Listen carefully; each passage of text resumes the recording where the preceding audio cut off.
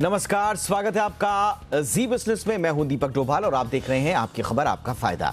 देश में ओमिक्रॉन के मामले तेजी से बढ़ रहे हैं। पिछले 24 घंटे की बात करें तो कोरोना के मामलों में भी 43% से ज्यादा की तेजी आई है। मुंबई में कल के मुकाबले आज कोरोना के मामलों में 82% बढ़ोतरी देखी गई है। वहीं दिल्ली में कोरोना के नए मामलों में 46% मामले ओमिक्रॉन के बताए जा रहे हैं। ऐसे में महाराष्ट्र, दिल्ली सहित कई राज्यों ने जश्न पर पूरी तरह से पाबंदी लगा दी है। यानी नए साल पर किसी भी तरह की कोई पार्टी नहीं होगी। सिर्फ होटल्स में आप खाना खा सकते हैं, वो भी आपको नियम कायदे मानने होंगे। उसकी भी एक समय सीमा तय की गई है। एक तरफ जहां लोग जश्न नहीं मना पाएंगे, वहीं दूसरी तरफ होटल्स और हॉस्पिटैलिटी सेक्टर के लिए एक बड़ा झटका भी है, एक संकट भी है। आज हम इसी मुद्दे पर चर्चा करेंगे कि क्या ये पाबंदियां जरूरी हैं और इन पाबंदियों के बीच भी क्या आपके लिए मौके हैं न्यू ईयर मनाने के, न्यू ईयर सेलिब्रेट करने के। क्या एहतियात के साथ जश्न मनाने की इजाजत दी जा सकती है या कोई रास्ते हैं? और जो लोग अब भी जश्न मनाना चाहते हैं उनके पास विकल्प क्या क्या हैं? खास मेहमान आज हमारे साथ होंगे। पहले रिपोर्ट देखिए, लौट रहे हैं मेहमानों के साथ।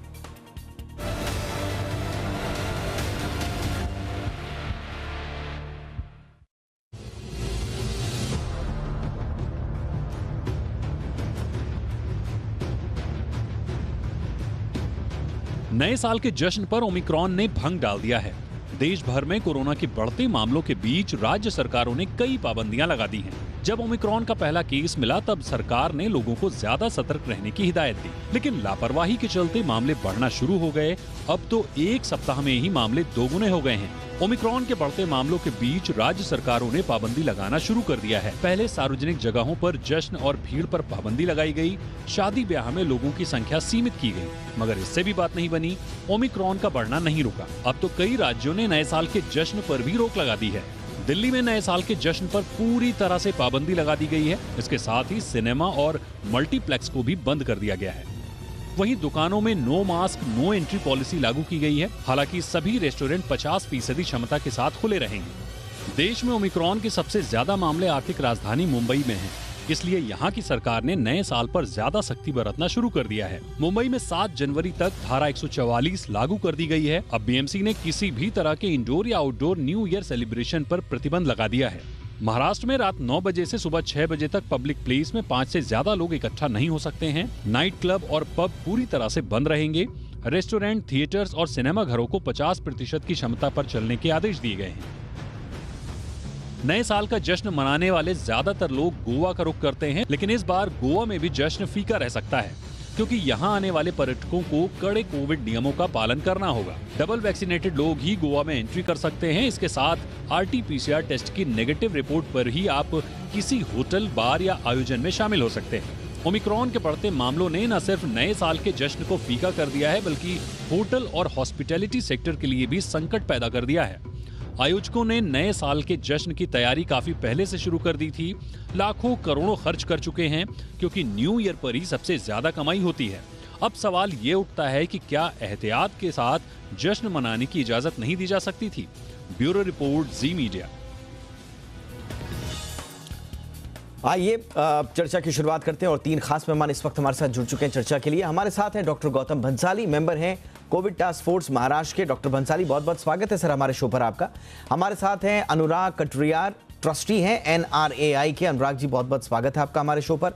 और हमारे साथ हैं राजीव मेहरा साहब, जो कि प्रेसिडेंट हैं IATO के। राजीव जी, आपका भी बहुत बहुत स्वागत है हमारे शो पर।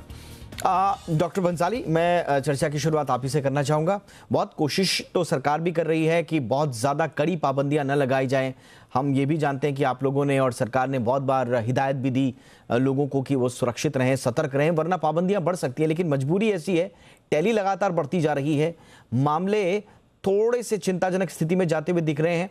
हम इस बात को मानते हैं सर कि 31 के जश्न में पाबंदियाँ लगाना लाजमी थी, लेकिन अभी भी क्या बिल्कुल जो मायूस एक तरह से लोग हो गए हैं कि अब तो हम जश्न मना नहीं पाएंगे, क्या अभी भी है सर कोई चांस कि उनके रंग में भंग पूरी तरह ना पड़े? नहीं दीपक जी, ये रंग में भंग वाली बात बिल्कुल भी नहीं है। इसमें सबसे बड़ी बात है, ये पब्लिक की सुरक्षा के लिए, लोगों के लिए, उनका फायदे के लिए इस तरह के रेस्ट्रिक्शन किए हुए हैं, क्योंकि लोग काफी टाइम हो गया अभी सबको लग रहा है कि नहीं ये कुछ नहीं है, ताकि हम लोग भी बता रहे हैं कि ओमिक्रॉन में इन्फेक्शन हो सकता है लेकिन मोर्टेलिटी नहीं के बराबर है, तो लोगों को लगता है कि कुछ होना नहीं, इसलिए कि नॉर्मल फ्लू है, विच इज ट्रू कि एक तरह से नॉर्मल फ्लू ही जैसा ही है, लेकिन वो भी इन्फेक्शन क्यों होना, अभी हमारे पास में 2 हफ्ता और लगेगा एग्जैक्ट डेटा आने के लिए कि ये कहीं तकलीफ वाला चीज तो नहीं है। इसके लिए हमको ये क्रिसमस और ये जो 31st है, 31st स्पेशली हमको बहुत ही ध्यान से करना, सेलिब्रेट घर में रह के सेलिब्रेट करें। इसके लिए गवर्नमेंट लोगों की सुरक्षा के लिए, ताकि ये वायरस और फैले नहीं। आज भी दीपक जी मैं आपके चैनल से बताना चाहता हूँ कि आज मुंबई में 3,500 केस है, कल 2,500 केस थे, आज 3,500 केस है। एवरीडे नंबर ऑफ केसेस बढ़ते जा रहे हैं। यस, अधिकतर केसेस एसिम्प्टोमेटिक है, अधिकतर पेशेंट ऐसे हैं जिनको एडमिट करने की जरूरत नहीं है, लेकिन हम चाहते हैं कि ये 10,000, 20,000, 40,000 पर डे के केसेस 3,500 सर मुंबई में आज मुंबई में 3,500 केसेस हैं। तो इसलिए हम चाहते हैं कि केसेस नहीं बढ़े और ज्यादा नहीं बढ़े। अगर ऐसे ही लोग अगर आते रहेंगे तो 10,000, 20,000 पर डे आने में टाइम नहीं लगेगा। तो हमें इसको रोकने के लिए इस तरह के रेस्ट्रिक्शन बहुत ज्यादा जरूरी है और ये सबकी भलाई के लिए। और सर टेस्टिंग वगैरह कितनी हो रही है? हमने देखा था जब मुझे याद है 1377 के आसपास आए थे तो हमने 32,000 टेस्टिंग की थी। कल जो 2,500 के आसपास केस आए थे हमने 52,000 की थी। अब आज 3,500 आए हैं, तो टेस्टिंग भी बढ़ी है सर? टेस्टिंग उतनी है? दीपक जी, टेस्टिंग बढ़ी है। ये सबसे अच्छी बात कोविड में ये हुई है कि हल्का सा भी किसको भी सर्दी जुकाम बुखार होता है या कोई कांटेक्ट में आया तो जाकर के टेस्टिंग करवाता है। और वो टेस्टिंग करवाने की, और आज भी हमारे पास में टेस्टिंग जो है 50,000 के ऊपर टेस्टिंग हुई है। उसके बाद ये 3,500 केस आए हैं, लेकिन सीवियर सिम्टोमेटिक पेशेंट्स कोई भी नहीं है, हॉस्पिटलाइजेशन की जरूरत नहीं है। इवन आज एक जो यूएस की एक नया गाइडलाइन आया है कि आपको आरटीपीसीआर टेस्ट करने की भी शायद जरूरत नहीं है, क्योंकि ये एक तरह का फ्लू है और सबको हो सकता है। तो बहुत ज्यादा चिंता की बात नहीं, बट यस, और ज्यादा नहीं फैले। 3,500 के 10,000, 20,000, 50,000 नहीं आ जाए टेस्ट केसेस पर डे के, जिसकी वजह से अननेसेसरी लोगों में पैनिक फैलेगा। उसके लिए रेस्ट्रिक्शन नए साल के लिए बहुत जरूरी है। लोगों से सबसे रिक्वेस्ट है कि आप अपने घर में रह करके नया साल मनाएं, परिवार के लोगों के साथ रह करके नया साल मनाना चाहिए। बिल्कुल। और ये स्वाभाविक तौर पर सरकार क्योंकि आपके लिए चिंता करती है तो इसलिए रेस्ट्रिक्शंस भी आप ही के लिए लेकर आई है, इसको तो हमें समझना पड़ेगा। लेकिन अनुराग जी, सरकार को अब चारों तरफ से सोचना पड़ेगा। भाई आप लोगों ने भी एडवांस टैक्स दिए हुए हैं सरकार को, सरकार के कहने पर, सरकार के भरोसे पर दिए। अब पूरे पैंडेमिक में, जब से पैंडेमिक की शुरुआत हुई थी, हॉस्पिटैलिटी एंड होटल इंडस्ट्री बार बार ये कहती रही कि भाई हमें आप इस संकट से उबारिए। और हमारे पास तो डेटा भी हैं जो थोड़े बहुत वैरी कर सकते हैं, लेकिन मुझे लगता है कि जो ऑर्गेनाइज सेक्टर में जो होटल्स एंड रेस्टोरेंट हैं, वो 20 से 30% जो एस्टैब्लिशमेंट थे ऑर्गेनाइज सेक्टर में, वो तो जो लगभग 60,000 होटल्स और 5 लाख रेस्टोरेंट था, वो तो बंद हो गए, वो तो खुल ही नहीं पाए, वो आज तक उबर नहीं पाए इन सब चीज़ों से। अब एक और संकट हमारे सामने है, तो सर कैसे होगा? आप लोगों की क्या डिमांड है? सरकार कुछ कर सकती है इस बारे में सर? सर सबसे पहले तो मैं बताऊं, एक तो जो रेस्टोरेंट बंद हुए वो तो एक बहुत ही दुखदाई बात है। उससे बड़ी जो चिंता की बात है वो है कितने लोगों के रोजगार चले। रोजगार, यस। हमारी इंडस्ट्री में 74 लाख लोगों को सीधा रोजगार मिलता था और आज उसमें से तकरीबन 30 से 35% लोगों की नौकरियां चली गई है। इसका अर्थ है 20-25 लाख लोग आज बिना नौकरी के हैं। तो हमें इसकी चिंता करनी चाहिए।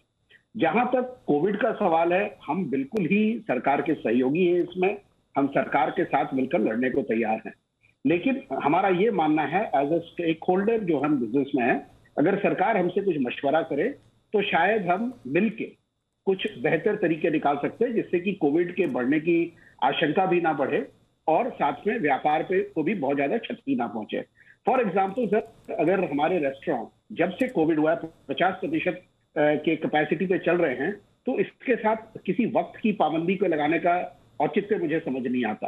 अगर 50% के साथ रात को 11-12 बजे तक अगर सेफ है तो वो 2 बजे भी सेफ है। ये टाइमिंग रेस्ट्रिक्शंस का अर्थ मुझे समझ नहीं आता।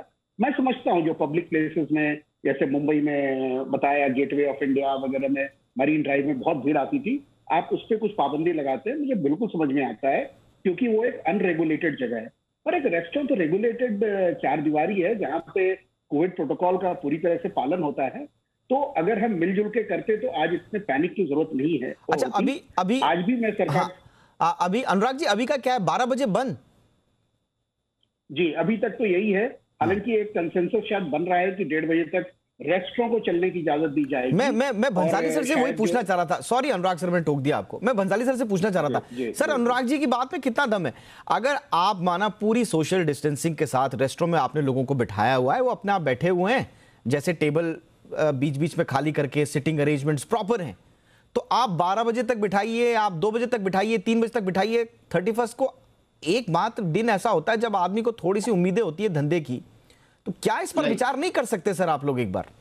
सर इस पे विचार भी किया जा रहा है। बहुत लंबा डिस्कशन चल रहा है, टास्क फोर्स के लोगों के साथ में भी हमारा बैठ करके डिस्कशंस वगैरह हुआ है। लेकिन जैसे मैं अनुराग जी की बात से सहमत हूँ कि काफी लोग अनएम्प्लॉयड हुए हैं रेस्टोरेंट बंद होने की वजह से, लेकिन हमारे को एक चीज ध्यान रखना है कि जान है तो जहान है। अगर आपकी जिंदगी बची है तो सब वापस रेस्टोरेंट वगैरह सब चालू हो जाएंगे, फुल कैपेसिटी के साथ चालू हो जाएंगे। जहां तक ये बोलते हैं कि 50% कैपेसिटी के साथ चालू हो रहे हैं, मैं खुद काफी रेस्टोरेंट देख करके आया हूँ, हम लोग खुद गए वहां पे, देखा है कि वहाँ जनरली रात के टाइम में सोशल डिस्टेंसिंग का फॉलोअप नहीं हो सर। ऐसे रेस्टोरेंट पे क्रैकडाउन करिए ना सर, ऐसे रेस्टोरेंट्स पर क्रैकडाउन करिए जो, लेकिन सर जो रेस्टोरेंट, जी सर आप बिल्कुल सही कह रहे हैं बंसाली सर, लेकिन जो रेस्टोरेंट ईमानदारी से सोशल डिस्टेंसिंग का पालन करवाने को तैयार है सर, उनको तो कम से कम ये स्पेस मिलना चाहिए। और दूसरी बात सर, आपने कही कि जान है तो जहान है। सर सेकंड वेव के पहले ही प्रधानमंत्री नरेंद्र मोदी जी ने कहा था कि जान भी और जहान भी। तो मुझे लगता है अब इतना लंबा अनुभव हमारे पास है, भगवान की कृपा से माइल्ड है इस बात के इस बार का जो इन्फेक्शन है। हालांकि आप भी कह रहे हैं, हम भी कह रहे हैं, सब कह रहे हैं कि भाई डेटा आने में टाइम लगेगा, लेकिन जब हम जानते हैं, अनुभव भी हमारे पास, तो सर बहुत ज्यादा रेस्ट्रिक्शंस नहीं हो गई? थोड़ा सा पैनिक ज्यादा नहीं हो गया सर? ये जो रेस्ट्रिक्शंस है दीपक जी, वो 31 के चक्कर में लगाए गए हैं। इस वक्त में स्कूल के बच्चों की भी छुट्टियां रह रही है, सबके वैकेशन पीरियड चल रहे हैं, जो ये जितने भी फेस्टिव सीजन है सारे वीकेंड पे आए हुए हैं, तो एक डर बैठा हुआ। जिस तरह से केसेस बढ़ रहे हैं, आप देखिए 3 दिन पहले 700 केस थे मुंबई में, फिर 1350 होते हैं, फिर 2500 होते हैं, फिर आज एक दिन में केसेस इतने ज्यादा बढ़ रहे हैं, 200% से ज्यादा बढ़ रहे हैं। और आप हर किसी सेकंड थर्ड पर्सन से पूछेंगे, लग रहा है कि उसको कोविड हो गया है। यस, माइल्ड है, एसिम्प्टोमेटिक टाइप है, लेकिन हम नहीं चाहते कि पर डे के 10, 15, 20 हजार केस हो जाए। जस्ट 31 का चक्कर है, उसके बाद थोड़े और डेटा आ जाएंगे कि बहुत माइल्ड है, तो इतना बड़ा फर्क पड़ने वाला नहीं। मुझे लगता है कि 7 जनवरी के बाद इन चीजों पे भी धीरे धीरे रेस्ट्रिक्शन कम हो जाएगा, जब मालूम पड़ेगा कि इससे कोई बड़ा खतरा नहीं हो रहा है। और रेस्टोरेंट वालों से सबसे सीसीटीवी फुटेज भी बीएमसी मंगा के चेक कर रही है कि वहां पे कोई सोशल डिस्टेंसिंग फॉलो कर रहे हैं कि नहीं कर रहे हैं। अगर प्रॉपर फॉलो कर रहे हैं तो मुझे लगता है हमारी खुद की रिकमेंडेशन ये है कि उनको लंबे टाइम के लिए 1.5-2 बजे तक चालू रखना चाहिए, और वो मुझे लगता है बहुत जल्दी आने भी वाला है। सर बिल्कुल सर, और मुझे लगता है कि हमारा आज का शो भी सार्थक साबित होगा अगर वाकई में इंडस्ट्री की आवाज, रेस्टोरेंट की, और अब तो ट्रैवल जो इंडस्ट्री है उनसे भी बात कर लेते हैं। राजीव जी हमारे साथ हैं, प्रेसिडेंट हैं आईएटीओ के।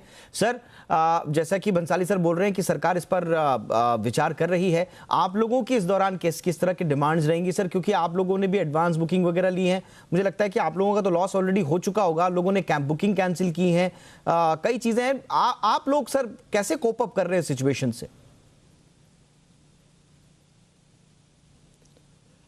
नमस्कार जी, पहली बात तो ये है कि हम लोग तो मार्च से कर रहे हैं, कई हमारे ऑफिसेज भी बंद हो गए लोगों के।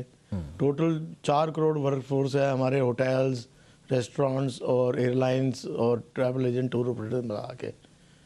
अब पोजीशन ये है कि अभी की पोजीशन ये है कि डोमेस्टिक में जो लोग विद इन इंडिया ट्रैवल कर रहे हैं, जिन्होंने डिपॉजिट दिए हुए हैं, उनमें से तो कैंसिलेशन नेग्लिजिबल है। बट जो लोग बाहर जा रहे थे न्यू ईयर के लिए, उनमें से कम 50% लोगों ने मना कर दिया जाने से, अब पोस्टपोन कर दिया कि हम 15 दिन के बाद या 20 दिन के बाद जाएंगे।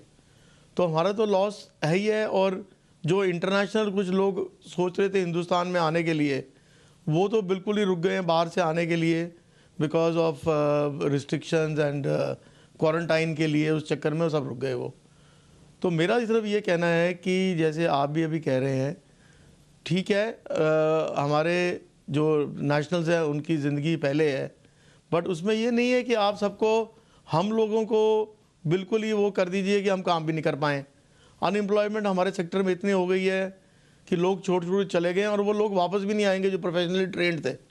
आज दिल्ली या एनसीआर में ड्राइवर्स की इतनी शॉर्टेज है, जो ट्रेंड प्रोफेशनल ड्राइवर्स हैं फॉरेनर्स के लिए या टूरिस्ट के लिए, अवेलेबल नहीं है वो आज के दिन में, ना स्टाफ अवेलेबल है।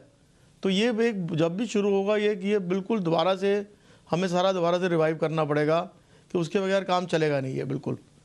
और मेरा ये कहना है कि चाहे वो जो दोनों डोज जिन्होंने ली हुई हैं, फुली वैक्सीनेटेड हैं, उनको क्यों रोक रहे हैं आप? आपने सोशल डिस्टेंसिंग कर दी 50% रेस्टोरेंट्स के अंदर, तो वो ठीक है। अब दिल्ली के अंदर आपने 50% कर दिया एकदम ही कि बसेस में और मेट्रोज में 50% लोग बैठेंगे, सिर्फ स्टैंडिंग भी बंद कर दी और 50% बंद कर दी। उसमें असर क्या हुआ? जो तो गाड़ी वाले हैं उनको तो फ़र्क पड़ नहीं रहा, जो एक गरीब आदमी है, कल भी मैं देख रहा हज़ारों आदमी बस स्टॉप पे खड़े हुए हैं, कोई सोशल डिस्टेंसिंग मेंटेन नहीं हो रही, कोई कुछ नहीं हो रहा वहाँ पे, और कोई देखने वाला भी नहीं है। तो हम चाहते क्या हैं? बस में बैठेंगे तो कोरोना हो जाएगा, रोड पे खड़े रहेंगे, बसों की इंतजार करते रहेंगे तब कोरोना नहीं होगा। So the government has to look into all these points. और सबसे बड़ी, जैसे अभी इसने कहा कि भाई जो स्टेक होल्डर्स हैं उनसे से आप सलाह तो करें, पहले उनको बुलाइए, बैठाइए, उनकी रिकमेंडेशन लीजिए जो प्रैक्टिकली ग्राउंड में है, तो तभी बात बनेगी कि सारा टेस्टिंग भी हो जाए और जो प्रोटोकॉल्स हैं वो फॉलो भी हो जाएं और केसेस भी नहीं बढ़े, तभी हो सकता है, उसके बगैर नहीं हो सकता। बिल्कुल, मुझे लगता है कि कंसल्टेशन बिल्कुल करके डिसीजन लेना इस सबसे बढ़िया इंपॉर्टेंट है। बिल्कुल बिल्कुल, राजीव जी आपने सही कहा, अनुराग जी भी इस बात से सहमत तो हैं ही कि सारे स्टेक होल्डर से कम बातचीत करनी चाहिए। खासतौर से जैसा मैंने कहा कि 2 साल के आसपास का हमारे पास अनुभव है, लेकिन भंसाली सर भी कह रहे हैं कि इन सब मामलों में बातचीत चल रही है। खासतौर से महाराष्ट्र में तो कम से कम बातचीत चल रही है, अभी और स्टेट का तो हम बात नहीं करते, लेकिन भंसाली सर कह रहे हैं कि इस पर बातचीत चल रही है और हो सकता है कि इस पर कुछ डिसीजन हो भी जाए। लेकिन सवाल ये है कि जो नुकसान हो चुका है उसकी भरपाई आखिर कैसे होगी? लंबे समय से जो है वो चाहे टूर एंड ट्रैवल्स वाले हों या फिर होटल या रेस्टोरेंट इंडस्ट्री के लोग हों, वो ये कहते आए हैं कि भैया हमसे बातचीत तो कर लीजिए, हमारी बात तो सुन लीजिए, पेन पॉइंट तो सुन लीजिए। बहरहाल चर्चा को आगे बढ़ाते हैं, और जिस वक्त हम बातचीत कर रहे हैं डॉक्टर भंसाली, जो इमरजेंसी मीटिंग है जो महाराष्ट्र सीएम उद्धव ठाकरे ने बुलाई थी कोविड-19 टास्क फोर्स की, वो शुरू भी हो चुकी है और हम उम्मीद करते हैं कि कुछ पॉजिटिव रिजल्ट्स इसमें सामने आएंगे। लेकिन स्वाभाविक है कि आप लोगों की नज़र में लोगों की सेफ्टी भी होगी। लेकिन सर इस बार सेफ्टी पर हमने देखा कि बहुत प्रोएक्टिव एक्शंस तो लिए गए हैं, लेकिन वो प्रोएक्टिव एक्शंस कारोबारियों के हित में थोड़े से ज़्यादा इंक्लाइंड उस तरफ नज़र नहीं आ रहे हैं। ऐसी ऑब्जर्वेशंस हैं अलग अलग सेक्टर्स के लोगों के, और 2 सेक्टर के लोग तो हमारे सामने ही बैठे हैं, तो उस ओर कैसे सर उनकी चिंताओं को दूर किया जाएगा? जी दीपक जी, ये उनकी चिंताएं बिल्कुल वाजिब है, क्योंकि ये थोड़ा सा फेस्टिव सीजन है और वैकेशंस का टाइम भी है, तो उनके लिए भी ये एक अच्छा टाइम है कि थोड़ा बिजनेस वगैरह बढ़े, करे, सब कुछ चले। बट आपने देखा होगा दीपावली का टाइम था, गणपति का टाइम था, नवरात्र का टाइम था, उस टाइम में कुछ खास रेस्ट्रिक्शन नहीं थे, क्योंकि उस वक्त केसेस ऑलमोस्ट बहुत कम हो गए थे, तो रेस्ट्रिक्शन धीरे उस समय कम कर लिए गए थे। अभी जब इतना खतरा आ गया है, केसेस बढ़ रहे हैं, अगर नहीं करती है गवर्नमेंट रेस्ट्रिक्शन वगैरह, लोगों को नहीं रोकती है, मास्किंग वैक्सीनेशन के लिए नहीं बोलती है या कुछ लिमिट तक रेस्ट्रिक्शन नहीं करती है, तो सब लोग फिर यही बोलने वाले हैं कि इतने केसेस बढ़ रहे हैं, गवर्नमेंट कुछ नहीं कर रही है। आज यूएस में पर डे के 2.5 से 3 लाख केस आ रहे हैं, 4 लाख सर, पर डे के 4 लाख, और वहाँ पर डे के 2000 लोगों की डेथ भी हो रही है। लेकिन डेथ उनकी हो रही जो अनवैक्सीनेटेड है, जिन्होंने वैक्सीन नहीं लगाया है। यूके के अंदर भी 1 लाख 1.5 लाख के ऊपर केस आ रहे हैं, लेकिन वहाँ डेथ बहुत कम है, क्योंकि वहाँ लोग वैक्सीनेटेड ज्यादा है। सो गवर्नमेंट को प्रोएक्टिव होकर के पब्लिक के लिए करना पड़ता है। यस, ये लंबा चलने वाला नहीं है, मुश्किल से जनवरी 1 महीना या 2 महीना, फरवरी, उससे लंबा ये चलने वाला नहीं है। 1-2 महीने के लिए आई नो कि सबका, सारी इंडस्ट्री का नुकसान है, बट पब्लिक की जान के लिए ये सब चीजें करना थोड़ा जरूरी हो जाता है। ठीक है। अच्छा अनुराग जी, हम बार बार क्यों जो नेगेटिव है या जो darken part of the story है हम उसी पर फोकस कर रहे हैं? हमारी जो रिपोर्टर है एकता सूर्य, उन्होंने आज एक रिपोर्ट फाइल की है, हम इसको 8 बजे चलाएंगे भी। वो कह रही हैं कि ऐसा नहीं है कि बिल्कुल जश्न फीका हो गया, आप सुबह से लेकर शाम तक जो है या रात 12 बजे तक, और फैसला अगर हो जाता है तो 1-1.5 बजे तक आप आराम से जश्न मना सकते हैं। आपको बस सोशल डिस्टेंसिंग का पालन करना है। तो इसके लिए क्या पूरी तरह से रेस्टोरेंट तैयार है सर? हम क्यों बार बार नेगेटिव बातें ही करें? नहीं, बात नेगेटिव की नहीं है, बहुत सरल सी बात है। अभी डॉक्टर साहब ने भी बताया कि देखिए, अगर हर कोई, मेरे रेस्टोरेंट में जो डबल वैक्सीनेटेड वही आता है, मेरे जो कर्मचारी हैं वो डबल वैक्सीनेटेड हैं 50% की कैपेसिटी में, तो उसके बाद इतनी पाबंदी क्यों? नहीं, अगर आप जो कह रहे हैं ना लोग दिन में भी आ सकते हैं, देखिए 31 दिसंबर की रात को पार्टियां होती हैं। ये पार्टियां ऐसी होती है, लोग सेलिब्रेटरी मूड में होते हैं, और मेरी तो ये उम्मीद थी कि शायद ये जो क्रिसमस और न्यू ईयर का वीकेंड है, इसमें जो कंजम्पशन बढ़ेगा, इससे ओवरऑल सेंटिमेंट में सुधार आएगा। अच्छा, लेकिन अनफॉर्चुनेटली अब उल्टा रेस्ट्रिक्शंस आ गया है। आज भी आप जो कह रहे हैं कि लोग बाहर जा सकते हैं, पार्टियां बिल्कुल बैन है। सिर्फ आप रेस्टोरेंट में भोजन कर सकते हैं अपने टेबल पे बैठ के, वो भी 12 बजे तक। अब आप मुझे बताइए, अगर मैं न्यू ईयर्स ईव को बाहर जाता हूँ, 12 बजे तो सेलिब्रेशन शुरू होती है, मैं 12 बजे अगर रेस्टोरेंट बंद करा, मैं 11:15 आपको बोलूंगा निकल जाइए भाई साहब, हमको 12 बजे दुकान बंद करनी है, तो फिर वो तो ना घर के रहे ना कहीं के रहे, सड़क पे थोड़े ना मनाएंगे, सड़क पे भी पाबंदी है, कर्फ्यू है रात का। तो इसीलिए थोड़ा सा इस बारे में थोड़ा, हाँ सही बात है। अच्छा, लोग भी यही सोचेंगे सर कि जब 12 बजे तक बैठना ही नहीं है तो फिर हम क्यों जाएं, घर पे ही रहते हैं, क्यों जाएं। एग्जैक्टली। तो इसीलिए मैं ये कह रहा हूं कि अगर सभी पाबंदी, सभी प्रोटोकॉल के तहत अगर हम काम कर रहे हैं, तो ये घंटों को सीमित करने का कोई औचित्य मुझे बिल्कुल समझ में नहीं आता है, और शायद इसका कोई औचित्य है भी नहीं। मैं बिल्कुल सहमत हूं, मैं इस बारे में डोमेन एक्सपर्ट नहीं हूं, और मैं डोमेन एक्सपर्ट्स की राय की बड़ी इज्जत करता हूं, लेकिन कुछ चीजें एक आम लॉजिक के तहत भी देखी जाती हैं। जो चीज अगर 12 बजे तक सेफ है, तो वो 1 बजे अनसेफ कैसे हो जाती है? दिन भर दुकान चल रहे हैं, मकान चल रहे हैं, एयरलाइन चल रहे हैं, आपके लोग ट्रेन बसेस सब कुछ चल रहे हैं। अगर दिन भर वो सब सेफ हैं, तो रात को एक रेस्टोरेंट जहां सिर्फ डबल वैक्सीनेटेड लोग आते हैं, 50% की कैपेसिटी पे काम करते हैं, वो अनसेफ कैसे हो जाते हैं? ये थोड़ा मेरी समझ अच्छा, से परे है। ये आपने इंपॉर्टेंट बात बोली सर, बिल्कुल सही बात बोली। राजीव जी, क्या आपने गवर्नमेंट को कोई रिप्रेजेंटेशन दिया? जैसे मैं बता रहा हूं सर कि आप देहरादून जाएंगे, वहां के डीएम साहब ने बोल दिया कि भाई अगर आप बाहर से आ रहे हैं तो आपको डबल वैक्सीनेशन तो छोड़ दिया, अब RT-PCR दिखाना पड़ेगा, चाहे आप फुली वैक्सीनेटेड हैं या नहीं है, जो मुझे लगता है कि लोगों की सेफ्टी के लिए एक बहुत अच्छा कदम है, ये होना चाहिए। लेकिन सर आप गोवा में चले जाइए, गोवा में जितनी पार्टीज हैं वो इंटैक्ट होंगी। आई थिंक, ये मेरा दावा नहीं है, बट मेरे जो मैं बातचीत करके जो मेरी जानकारी है मैं उसके आधार पर कह रहा हूं, क्योंकि वहां पर आपको सिर्फ डबल वैक्सीनेशन सर्टिफिकेट लेकर आना है और आप पार्टी कीजिए। तो ये जो अलग अलग राज्यों में या क्लस्टर बेस्ड जो अलग अलग रेस्ट्रिक्शंस हैं, तो ये यूनानिमस नहीं है। तो इस पर क्या आपने गवर्नमेंट से कभी पूछा कि एक जगह इतनी पाबंदियां, दूसरी जगह दूसरी पाबंदी नहीं, तो जहां पर ज्यादा पाबंदी है वहां के कारोबारी का क्या कसूर? राजीव जी, देखिए इस बारे में हमने भी लिखा है, करा है, बात करी है गवर्नमेंट से। इसमें 2 एस्पेक्ट हैं। पहली बात तो डोमेस्टिक है। डोमेस्टिक में हमने पीछे महाराष्ट्र गवर्नमेंट ने कोई निकाल दिया था, हमें होम मिनिस्ट्री, हेल्थ मिनिस्ट्री जाना पड़ा, हेल्थ मिनिस्ट्री ने लेटर लिखा महाराष्ट्र गवर्नमेंट को, फिर वो रिस्ट्रिक्शन विड्रॉ करी गई। तो हमारा शुरू से ये कहना है कि अगर चाहे डोमेस्टिक ट्रैवल हो, चाहे इंटरनेशनल बाहर से लोग आ रहे हो यहाँ पे, it should be one policy. पूरे कंट्री में एक पॉलिसी लगनी चाहिए।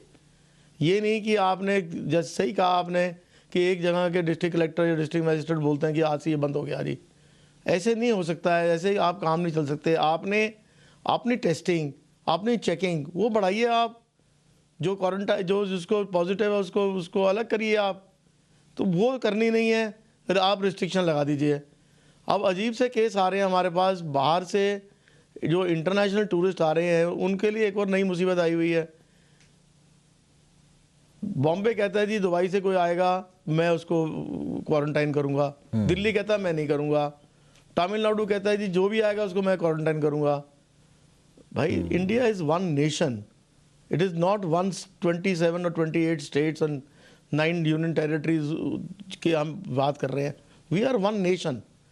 The nation has to have one policy कि हम ये पॉलिसी फॉलो करनी है, और ये सेंट्रल गवर्नमेंट की ड्यूटी है सबको बोलना कि भाई आपने ये पॉलिसी फॉलो करनी है।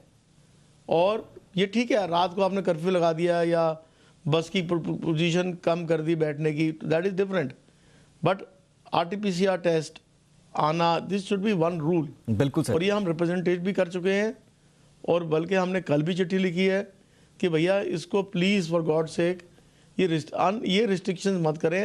लेट अस हैव नहीं, ये तो सर, ये कारोबारियों की इस बात को तो सर पॉलिसी मेकर्स को सुनना पड़ेगा, क्योंकि देखिए फिर से अब वो सोशल मीडिया पे वो ट्रेंड आने लग गया है कि भाई रैलियों में कोरोना नहीं हो रहा है क्या? अब रैलियां तो भर भर के हो रही हैं, 5 राज्यों में चुनाव हैं, हर नेता की चुनावी रैली में लोग उमड़ रहे हैं।